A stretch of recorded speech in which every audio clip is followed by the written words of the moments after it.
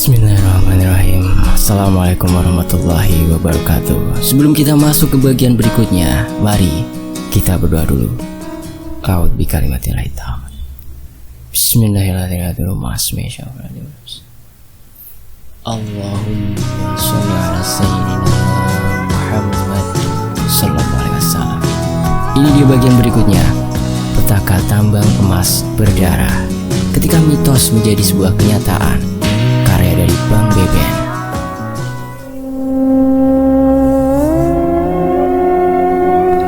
Beginilah hidup, Mit. Banyak hal terjadi di luar kendali kita. Tak seorang pun ingin rumah tangganya berantakan. Tapi kadang takdir berkata lain. Kembali diam, lalu Dayat kembali bersuara. Kau tahu, Mit, apa yang membuatku sakit? Saat aku pulang, Mit, anak-anak tak mengenal abahnya. Si sulung tak mau dicium, si bungsu menangis. Perih rasanya. Nasib mempermainkan kita seperti ini. Berhari-hari di hutan demi duit yang tak seberapa. Tapi mau apa dikata. Sekeras apapun, takdir tak bisa dilawan. Kadang kita harus berdamai dengan isi dompet yang pas-pasan. Aku tersenyum mendengar ucapan Dayat yang terakhir. Setidaknya aku tidak sendiri dalam kemiskinan. Bila punya uang banyak, kau mau apa, Yat? Tanyaku. Seperti berpikir, Dayat menghisap rokok yang sisa separuh di jarinya.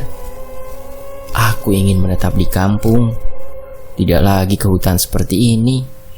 Kursus barbershop, jadi tukang cukur. Aku dan Dayat tertawa karena tahu hayalan kami tak akan jadi nyata. Terus, Mit, aku mau ke Jakarta, mau berfoto di Monas. Kenapa harus Monas, Yat? Kita ini orang Indonesia. Paling tidak sekali seumur hidup kita harus pernah ke ibu kota, ke Monas. Dan insya Allah IKN ini akan berpindah ke Kalimantan. Ya, semoga lancar ya, kita doakan saja. Amin. Positive thinking aja. Lanjut. Aku dan Dayat kembali tertawa. Tertawa orang miskin. Bagi orang miskin, bisa ke Monas pun sudah membuat bahagia. Kalau komit, bila punya uang berlimpah, apa yang kau lakukan? Aku akan membeli truk. Bisa untuk mengangkut sembako dari Banjarmasin ke tempat kita. Bisa juga untuk mengangkut pasir atau tanah, atau sapi, atau pupuk. Bisa juga disewakan untuk perusahaan tambang yang berpuluh biji di kampung kita ini. Aku dan Dayat kembali terkekeh menertawakan hayalan masing-masing. Dayat lalu beranjak dari tempat duduk, mengambil parang di pondok, kemudian kembali lagi. Sepotong kayu sepanjang 5 cm ia keluarkan dari dompet, berwarna putih mirip kayu siwak. Kayu itu ia potong jadi 2. Ia serahkan sepotong untukku. Ini kayu kareh jewu, untuk perlindungan dari hal jahat. Simpan di dompet. Di hutan ini banyak perampok, hantu, kuyang, macan, hewan buas, dan hewan jadi-jadian, ucap Dayat. Sebenarnya aku tidak terlalu percaya pada kekuatan jimat, pusel, penyang, dan sebagainya. Apalagi hanya sepotong kayu. Tapi karena merasa tak enak, ku simpan saja kayu kareh jiwu itu di dompet. Ucapannya gitu gak sih? Koreksi kalau salah ya teman-teman. Hei Lai, sini! Sesama orang susah jangan kebanyakan curhat, nanti saya makin susah. Teriakan si Lai mengagetkan kami. Berdiri di samping api unggun, di atas pantai, Lai memberi kode dengan tangan untuk mendekat. Petikan kecapi Mang Soleh terdengar membahana di tengah belantara. Mulutnya komat kamit menyanyikan lagu Karungut dengan merdu, lagu khas Dayak. Sumringah, aku dan Dayat langsung berlari menyusul Lai yang sedang menari mengelilingi api bagai orang India. Suasana semakin meriah. Saat yang lain ikut bergabung, hanya Kapten yang tetap di pondok. Istirahat katanya. Hutan yang tadinya sepi berubah riuh dengan ulah kami. Sorak-sorai penuh tawa menggema ke seluruh penjuru hutan, menelusup ke celah pepohonan dan batu-batu sungai. Malam itu kami bernyanyi dan menari manasai, melupakan terkutuknya kemiskinan walau sejenak. Bagai berpesta, kami sudah lupa cashbon yang menumpuk di warung Haji Rasid, lupa cicilan yang belum dibayar, lupa segala pahit getir kehidupan. Bersaut-sautan dengan burung hantu dan serangga malam, suara Mang Soleh terdengar merdu. Saking merdunya, suaranya bahkan terdengar mirip seperti suara Elvi Sukaisi, penyanyi dangdut idola ibuku. Mengelilingi api, menari manasai, kaki kami terus bergerak mengikuti irama kecapi Mang Soleh, melangkah teratur ke kiri dan ke kanan, persis di depan. Gerakan kaki Mas Sugeng sungguh kacau balau, tak teratur dan tak berirama. Beberapa kali kakinya menyentuh lututku, membuatku hampir jatuh. Belum lagi rambut gondrongnya yang bau dan acak-acakan. Kesal, aku pun berniat membesat kaki Mas Agung. Duk! Niatku urung terlaksana. Jantungku berdetak lebih kencang dan bulu kuduk merinding. Kaki di depanku melayang, tidak menapak tanah. Langkahku terhenti seiring bau busuk yang mulai menyengat. Duh! Kepalaku terantuk kepala Dayat yang ada di belakang. Dayat hendak memaki, namun juga langsung terdiam. Tubuhnya gemetar tak karuan saat menyadari di depan kami ada sosok perempuan berbaju putih dan berambut panjang ikut menari. Rupanya suara Elvi Sukaisi tadi adalah suara perempuan ini. Astagfirullahaladzim! Dayat menjerit histeris. Perempuan itu menoleh, tersenyum lebar hingga ke telinga dengan bentuk wajah hancur berantakan. Tawanya melengking menciutkan nyali. Kami terlonjak kaget. Tubuh kami menggigil dicekam ketakutan. Kambe, hantu. Semua yang di pantai berhamburan menyelamatkan diri. Terpontang-panting, kami berlari sangat kencang menuju pondok. Setan alas, biar nggak aneh setan alas. Tulang, opung, ada setan. Hantu bunjut, bukan hantu sanda. Saat ini hantu lebih menakutkan daripada kemiskinan. Hutan di pinggiran sungai Busang menjadi gaduh. Semua bergidik ngeri tak karuan.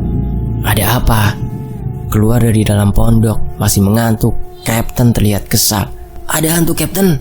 Hantu bunjut, seru Mang Muksin. Bukan, hantu sanda itu, timbal Mang Mursid. Ah, kalau ada hantu biar ku sate, seru Kapten kesal. Di mana Soleh? Tanya Kapten lagi. Kami semua terdiam, saling lirik. Astaga, Mang Soleh tak ada. Kami baru tersadar kalau Mang Soleh tertinggal di belakang. Dengan penuh rasa cemas, kami semua menoleh ke arah pantai. Diterpa cahaya api unggun, terlihat Mang Soleh tengah berdiri memandang ke seberang sungai.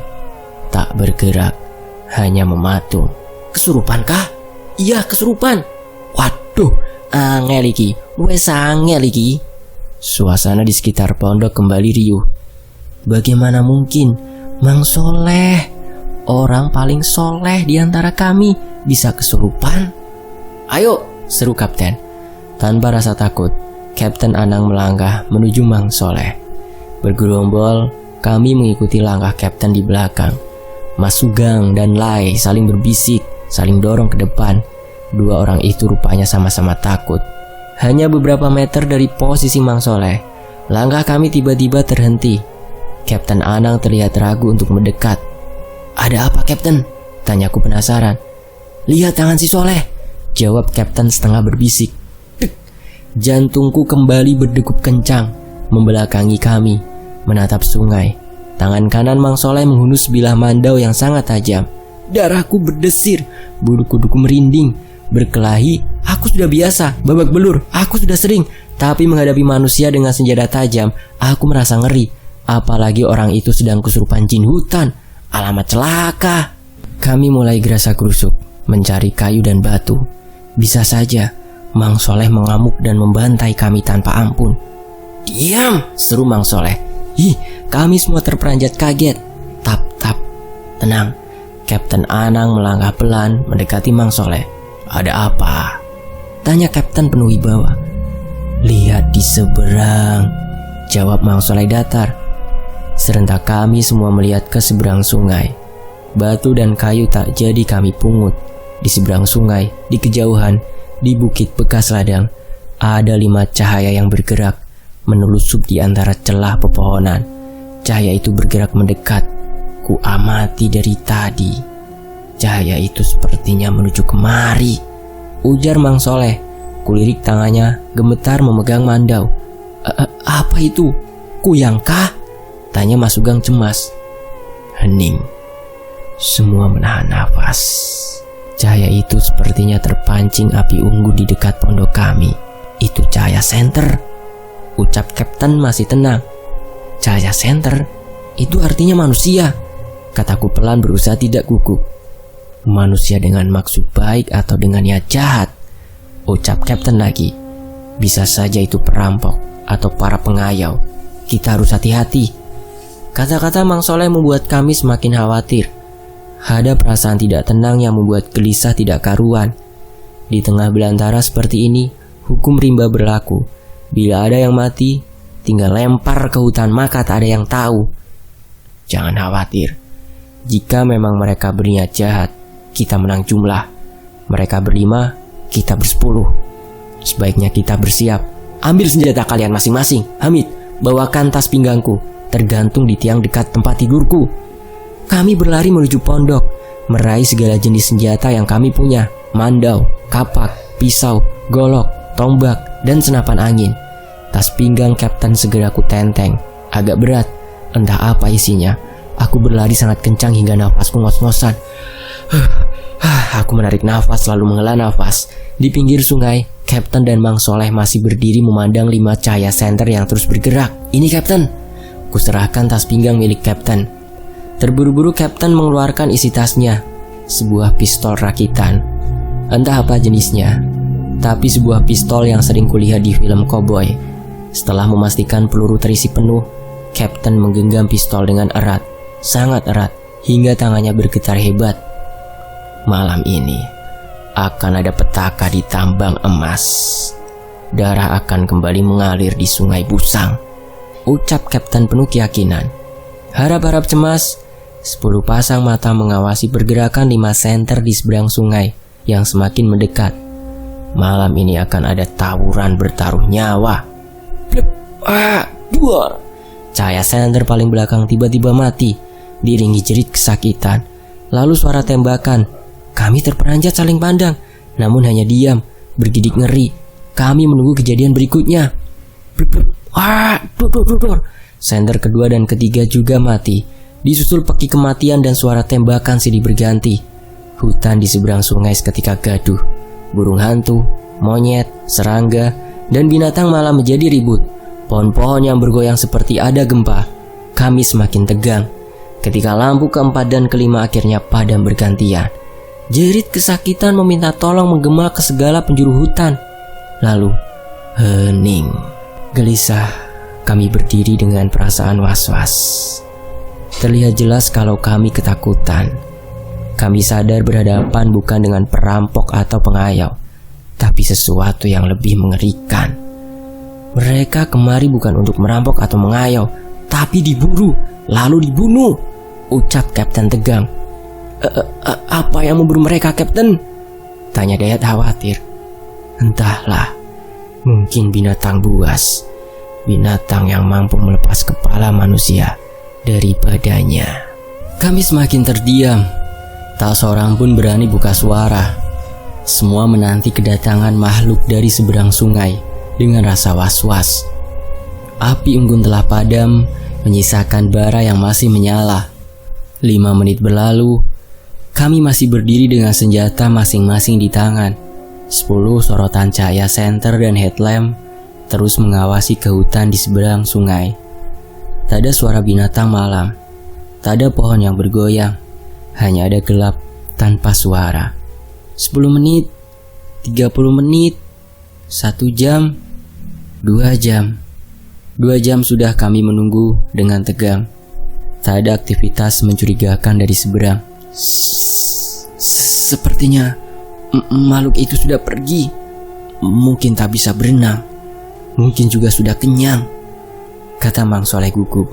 Sebaiknya kita kembali ke pondok. Yang besok tugas malam berjaga, yang tugas siang kalian istirahat. Besok pagi kita periksa ke seberang. Makhluk buas apa yang ada di sana? Masih menggenggam pistol koboi, Kapten Anang melangkah menuju pondok diikuti yang lain. Sementara itu, malam itu kami tak tenang. Yang tugas jaga merasa tak nyaman. Yang kebagian jatah tidur pun tak nyenyak. Hanya si Lai saja yang mendengkur tanpa beban di dalam pondok. Gila, situasi genting seperti ini, ia masih bisa tidur nyenyak. Kasakusuk tak jelas sudah terdengar sejak kami di pondok tadi. Berisik dan riuh karena saling menebak kejadian di seberang sungai. Aku yakin mereka pasti dikejar raung lalu dimakan satu persatu. Hutan di seberang adalah hutan angker, bisa juga buaya macan. Ku dengar di hutan sekitar sini ada macan jadi-jadian, biasa menyaru jadi kakek-kakek dan suka memakan mayat. Tebakan demi tebakan yang keluar malah membuat keadaan semakin runyam. Semua menduga-duga namun tak ada yang pasti. Aku yang mendengarkan ikut merinding. Tak tahan, aku segera keluar pondok dengan mandau di pinggang. Tak lama Dayat juga ikut menyusul. Di luar pondok, Kapten duduk di atas sebatang kayu lapuk. Sebatang rokok tergamit di jarinya. Ia memandang kosong ke seberang sungai sambil memainkan pistol rakitan di tangan kanan. Wajahnya tegang dan nafasnya tak teratur. Baru kali ini Kapten terlihat gusar hingga tidak menyadari kehadiran kami. "Bagaimana, Kapten?" seruku. Ceklek. Refleks Kapten menodongkan senjata ke arahku hingga rokoknya terjatuh ke tanah. Tak bergerak, aku menahan nafas dengan perasaan tak karuan. Seluruh darah di tubuhku berdesir dan bulu kuduku merinding. Berdiri di samping, Dayat gemetar hingga kacamatanya hampir lepas. Di depan, Kapten masih tertegun. Raut wajahnya serius dan matanya menatapku tajam. Sedikit ngeri, tatapan Kapten terlihat penuh kebencian dan dendam. "Ah, kau Mit, hampir saja aku hilaf." Kapten bernafas lega. Kapten kemudian menyelipkan pistol di pinggang dengan tangan yang masih gemetaran. Sedangkan Mas Sugeng, entah sejak kapan ia sudah berada di dekat kami. Ia mondar-mandir gelisah, sebentar duduk, sebentar berdiri, lalu berjalan ke arah semak dengan wajah cemas, lalu kembali lagi. Memang, apa yang terjadi membuat semua orang ketakutan. Aku dan Dayat lalu duduk di samping Kapten, memandang ke arah sungai. Kapten merogoh kantong celananya dan mengeluarkan sebungkus rokok. Lalu ia serahkan padaku dan Dayat. Aku terbatuk. Tenggorokan rasanya sangat sakit bagai tersangkut tulang ikan asin.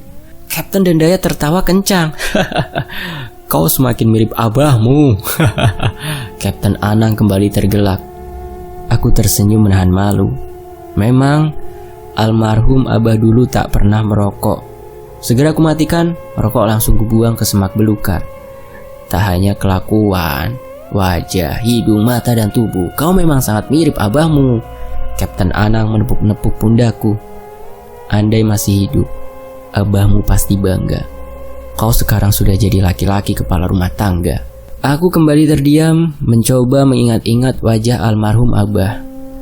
Perhatian kami teralihkan ketika Mas Sugeng yang mondar-mandir semakin gelisah ketakutan. "Ada apa, Mas?" tanya Kapten. Ragu, Mas Sugeng mendekat perlahan. Kedua tangannya memegang perut. Kapten, saya sakit perut." "Walah, ya sudah buang sana di sungai. Biasanya juga di sungai." Takut, Kapten." "Kenapa nggak di semak belukar saja?" "Gak enak, Kapten. Gak enak pakai daun. Bisa-bisa ada ular." Kapten mendengus. Mas Sugeng lalu melirik ke arahku dan Dayat. "Kenapa nggak bilang dari tadi?" "Hamid, Dayat, antar Mas Sugeng ke sungai." Mas, jangan ngintip ya," teriak Mas Sugeng dari sungai. Cuy. Aku dan Dayat merasa mual dengan seloroh Mas Sugeng. Cahaya headlampnya menyala terang dalam gelap. Sedangkan aku dan Dayat harap-harap cemas menunggunya di pinggir sungai. "Mas Hamid, Mas Dayat, sudah hampir selesai. Mau bantuin kah?" Mas Sugeng kembali terkekeh sambil mengancing celananya. Ia kemudian melangkah hingga menimbulkan suara keciprat air. Mengetahui Mas Sugeng sudah selesai dengan hajatnya, aku dan Dayat segera menoleh ke arahnya. "Astagfirullahaladzim!" Suara Dayat tiba-tiba tertahan. Tak hanya Dayat, aku juga mulai ketakutan. Bulu kuduku merinding saat cahaya senter kami menyorot sesuatu yang mengikuti Mas Sugeng di belakang. Bergerak perlahan, muncul tenggelam dari dalam sungai. Mas Sugeng! Suaraku tertahan. Hah? Apa? Mas Sugeng masih melangkah gontai menuju pinggir sungai. Mas Sugeng! Dayat mulai berteriak. Masih santai, Mas Sugeng tak sadar ada bahaya yang mengancam. Mas Sugeng, di belakang! Dayat berteriak, wajahnya panik. Hah? Mas Sugeng malah kebingungan. Mas Sugeng, lari! Kulihat makhluk itu telah bangkit sempurna dari dalam air. Berbadan hitam, berkepala lancip, dan bermulut vertikal hingga ke dahi. Makhluk itu berdiri persis di belakang Mas Sugeng yang tetap melangkah pelan. Mas Sugeng, awas di belakang! Aku berteriak sangat kencang hingga tenggorokan terasa sakit. Bukannya berlari, Mas Sugeng justru balik badan dan menatap makhluk yang mengikutinya. Allahu Akbar! Pekik Mas Sugeng mengucapkan takbir. Piur! Kaget, Mas Sugeng malah terjatuh ke dalam air. Tubuhnya menggelepar bagai ikan. Tolong! Tolong! Mas Sugeng berteriak sekencangnya. Menyadari umurnya tinggal sejengkal, tak peduli bahaya, aku berlari hendak menarik tubuh Mas Sugeng. Namun terlambat, makhluk itu sudah terlebih dahulu menerkam tubuhnya yang gelagapan. Lalu kembali terdengar jerit kematian yang membahana ke segala penjuru hutan. Perlahan, tubuh Mas Sugeng tenggelam ke dalam air. Tangannya menggelegap di atas permukaan, berusaha pertahankan hidup. Sekuat tenaga aku menarik tubuhnya yang terkulai tak berdaya.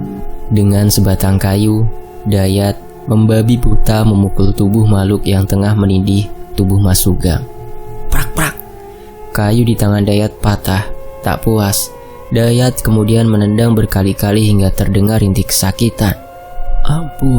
Ampun, tolong! Makhluk itu memelas. Hah? Aku dan Dayat, Mas Sugeng terbengong bersamaan. Piangane, jebule menungso. Mas Sugeng bergegas berdiri dengan tubuh basah kuyup. Kapten Anang, Mas Soleh, dan lainnya berhamburan begitu mendengar jerit Mas Sugeng. Setiba di pinggir sungai, mereka ternganga melihat ulah kami. Senjata di tangan mereka kembalikan ke sarungnya. Tiwas meh tak pateni, jebule menungso. Nek ora tak lempit-lempit dia sih. Biangane setan alas. Mas Sugeng segera melangkah ke pinggir sungai sambil memaki dalam bahasa Jawa yang tak ku mengerti. Di hadapan kami tergeletak sesosok tubuh yang terkulai tak berdaya, menggunakan jaket hitam dengan penutup kepala. Kukira ia adalah hantu dengan mulut vertikal. Bersama yang lain, aku dan Dayat menyeret tubuh penuh luka itu ke pinggir sungai. Loh, Atak? Ujar Kapten kaget. Atak? Timbal Mang Soleh dan Mang Muksin hampir bersamaan. Atak? Apa benar si Atak? Ternyata Atak toh. Ternyata masih hidup. Kecuali aku dan Dayat yang lain rupanya mengenali sosok yang barusan kami tolong. Lekas bawa ke pondok. Kita selamatkan si Atak, perintah Kapten panik. Waktu menunjukkan pukul 12 malam lewat beberapa menit. Hanya mengenakan sarung. Tubuh Mang Atak kami hangatkan di luar pondok, di depan api unggun yang menyala-nyala. Saat pakaiannya dilepas, tubuh Mang Atak penuh luka gores. Hanya luka ringan, tidak ada luka berat, meski pakaian yang dikenakannya telah robek di sana sini. Mang Atak ini usianya kuperkirakan sepantaran Kapten Anang, Mang Soleh dan Mang Muksin. Andaikan masih hidup, usia almarhum Abah pastilah sama dengan mereka, sekitar 40 tahun lebih sedikit. Kukira si Atak ini menghilang kemana. Gak taunya di sekitar sini saja. Aku kira ya sudah mati, ternyata masih hidup. Tadi sangka, rupanya ia masih berani menampakkan badang hidungnya di daerah kita. Desas-desus tentang Mang Atak semakin berhembus. Bapak-bapak di depanku ini rupanya tak kalah dengan perempuan. Suka bergosip, semua membahas masa lalunya. Tak satu pun yang bertanya-tanya kenapa Mang Atak bisa terdampar di sini. Kapten berdehem keras dengan pistol di tangan. Kapten memandangi mereka sambil melotot. Suara-suara miring yang dialamatkan pada Mang Atak kembali hilang. Hanya ada saling lirik dan saling sikut agar mereka tak bersuara. Yang ku cari dengar, Mang Atak ini dulu rupanya salah satu anak buah Kapten Anang. Ia merupakan salah satu kawan serantang seruntung almarhum Abah bersama Kapten Anang. Setelah Abah meninggal, ia menghilang entah kemana. Ia bahkan tak melayat saat pemakaman Abah. Polisi sempat mencurigainya, namun Kapten Anang bersikukuh bahwa Mang Atak bersamanya di Banjarmasin. Saat ayah terjatuh di sungai, Mang Atak tiba-tiba terbatuk. "Ambilkan air cepat," perintah Kapten. Yang lain langsung bergerombol mengelilingi Mang Atak yang mulai sadarkan diri. "Minggir-minggir, jangan bergerombol. Biarkan ia beristirahat," seru Kapten lagi. Yang tadinya bergerombol segera menyingkir, kembali ke tempat duduk masing-masing. Semua mata menatap Mang Atak dengan penuh curiga. Mas Sugeng bertindak cepat, mendudukkan tubuh Mang Atak, lalu memijat-mijat punggung, pundak, serta kepalanya. "Minumnya pelan-pelan saja, nanti tersedak," kata Kapten lembut. Segelas air ia minumkan ke mulut Mang Atak. "Anang?" tanya Mang Atak kaget, menyadari ia kenal dengan orang di hadapannya. "Untung saja, kukira aku sudah mati," ucap Mang Atak lagi. "Sudah, jangan banyak bicara, pulihkan dulu tubuhmu," balas Kapten. "Kau ini Tak," ujar Mas Sugeng sambil memijat kepala Mang Atak. "Hampir saja tadi, kukira kau hantu pujut. Kalau tak ada Hamid dan Dayat, habis tak lempet-lempet sirahmu. Untung saja mereka menolongmu," lanjut Mas Sugeng sambil menuju ke arahku dan Dayat. "Madan?" kata Mang Atak kaget. Wajahnya mendadak ketakutan seperti melihat hantu. "Bukan Mang, saya Hamid, anaknya almarhum Ramadan," balasku cepat. Mang Atak mengatur nafas. "Kukira kau Madan yang bangkit dari kubur. Untunglah, rupanya kau sudah dewasa sekarang." Mang Atak memperhatikan wajahku lekat-lekat hingga membuat tak nyaman. "Kau benar-benar mirip abahmu." Setelah tertawa, Mang Atak malah terbatuk. Kami semua terheran-heran dengan ulahnya yang aneh. Mang Atak tiba-tiba menatap tajam ke Kapten Anang. Tak mau kalah, Kapten Anang balas melotot. "Kau hebat, Anang," ucap Mang Atak sambil mengangguk-ngangguk. "Aku salut padamu. Aku kagum. Kau besarkan anaknya Madan hingga dewasa. Kau benar-benar kawan yang setia. Semoga Tuhan membalas kebaikanmu. Hamid sudah kuanggap bagi anak sendiri. Sebaiknya kau ceritakan apa yang terjadi," balas Kapten, ingin mengorek informasi lebih detail. "Bagian sini, Mas," tak menggubris ucapan Kapten. Mang Atak malah meminta Mas Sugeng memijat pinggangnya. "Sebenarnya apa yang terjadi?" tanya Kapten lagi, sambil menggeser duduknya. Kami semua menanti penjelasan Mang Atak dengan tak sabar. Hening. Mang Atak menatap wajah kami satu persatu. Tatapannya serius hingga membuatku bergidik. "Aduh. Mang Atak tiba-tiba merintih sakit sambil memegang kepalanya. "Siapa tadi yang menghantam kepalaku?" gertak Mang Atak, menatap Mas Sugeng yang tengah memijit punggungnya. Anu, tak nganu," jawab Mas Sugeng gelagapan, gugup dan salah tingkah. Mas Sugeng melirik ke arahku dan Dayat. Mang Atak lantas memalingkan wajah ke arah Kapten. Sorot matanya seperti api yang menyala-nyala. "Kalian ada makanan? Aku lapar," ucap Mang Atak lemah. Hari semakin malam, tapi kantuk tak kunjung datang. Masing-masing kami merasa was-was, mengamati gerak-gerak Mang Atak yang mencurigakan. Di hutan belantara yang mengelilingi pondok, suara burung hantu dan binatang malam saling bersahutan. Aku semakin khawatir ketika suara-suara binatang itu semakin ribut, seolah menandakan ada bahaya yang sedang mengintai. Apalagi beberapa kali aku mendengar suara desisan entah dari mana. Ditemani Mang Muksin dan Mursid, Mang Atak melangkahkan ke klotok untuk mengambil baju dan celana di dalam tas Mas Sugeng. Tak berapa lama, Mang Atak sudah kembali dengan pakaian lengkap. Beberapa kali ia menggerutu karena merasa gatal. Sedangkan Mang Muksin dan Mursid sepertinya memilih tetap diam di klotok.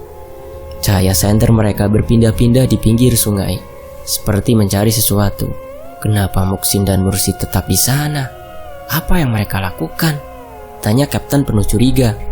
Katanya mau berjaga. Kalau ada bahaya kita sudah siap. Bahaya apa? Cepat katakan. Kapten mencengkram kerah baju Mang Atak dengan penuh emosi. Nang, sebaiknya aku makan dulu. Setelah itu kuceritakan semua, jawab Mang Atak sambil tersenyum. Bersambung. Kisah apa yang akan diceritakan Mang Atak kepada timnya Kapten Anang? Nantikan kelanjutannya hanya di Fakta Sejarah.